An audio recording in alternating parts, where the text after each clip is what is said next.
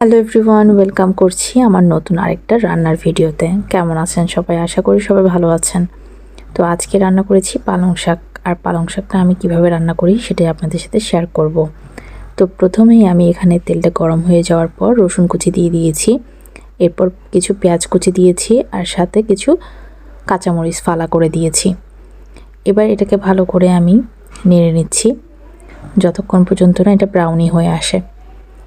তো আজকের এই পালং শাকে আমি কিন্তু কয়েক রকমের সবজিও অ্যাড করব। আর এখানে আমি কিছু কাঁচা চিংড়ি মাছ দিয়ে দিয়েছি, একদম মিডিয়াম সাইজের কিছু চিংড়ি মাছ দিয়ে দিয়েছি। এখন ভালো করে ভেজে নিব, আর ভাজতে ভাজতে এদিকে আমি সবজিগুলোও দিয়ে দেব। তো আজকের সবজির মধ্যে আছে বেগুন, শিম আর হচ্ছে আলু। চাইলে আপনারা অন্য কোনো সবজিও দিতে পারেন, মানে আরও অনেক রকম সবজি দিতে পারেন।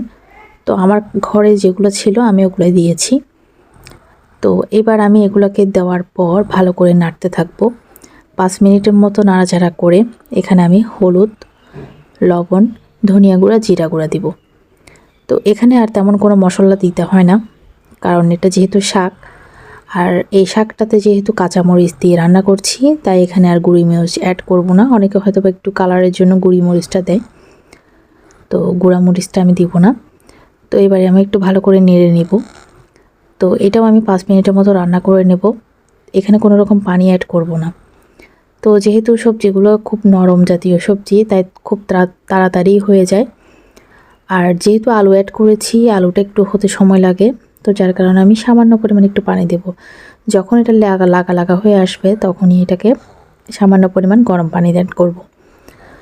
তো চেষ্টা করবেন পানি না দেওয়ার জন্য। তবে আমার এটা যেহেতু লেগে যাচ্ছিল বারবার, তাই আমি এখানে সামান্য পরিমাণে একটু পানি দিয়ে দিয়েছি। এবার এটাকে 5 মিনিট মতো নাড়াচাড়া করে রান্না করব। রান্নাটা হয়ে আসলে আমি এখন আমার শাকগুলো দিয়ে দেবো। আর এদিকে আমি শাকটা কিন্তু অনেকক্ষণ হচ্ছে পানি ঝরাতে দিয়েছি, কারণ পালং শাক থেকে কিন্তু প্রচুর পরিমাণে পানি বের হয়, তাই পালং শাকটা ধুয়ে পানি ঝরাতে দিয়েছি। এদিকে আমার শাকগুলো আমি দিয়ে দিব এখন। আর শাকগুলো প্রথমে মনে হয় অনেক শাক, কিন্তু পরে দেখবেন যে শাকগুলো অনেকটাই কমে যায়। তো প্রথম মানে মনে হয় যে অনেক শাক দিয়েছি, তো আসলে বেশি তেমন নিই নাই, অল্প করে নিয়েছি। যেহেতু শাক জাতীয় জিনিসগুলো তেমন একটা বেশি খাওয়া যায় না। আর এদিকে আমি একটু ভালো করে নাড়াচাড়া করে দিচ্ছি, নাড়াচাড়া করে ঢাকনা দিয়ে দিব। তো এই শাকটা আর বেশিক্ষণ তো আমার রেসিপিটা কেমন লেগেছে অবশ্যই জানাবেন। একদম সিম্পল একটা রেসিপি আপনাদের সাথে শেয়ার করলাম। আপনারা কে কীভাবে রান্না করেন জানাতে পারেন।